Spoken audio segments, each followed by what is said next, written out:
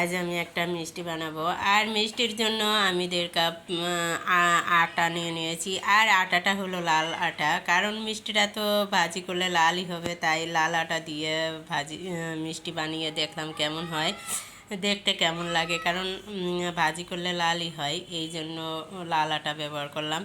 আর আমি 1.5 কাপ আটার ভিতরে 4 চামচ গুঁড়ো দুধ, 1 চামচ ঘি দিয়ে ভালো করে মাখিয়ে নিয়ে আগে থেকে দুধটা জাল করে রাখা দুধ দিয়ে ভালো করে মাখিয়ে একটা ডো করে নেব। পরে মিষ্টির আকারে শেপ দিয়ে নেব।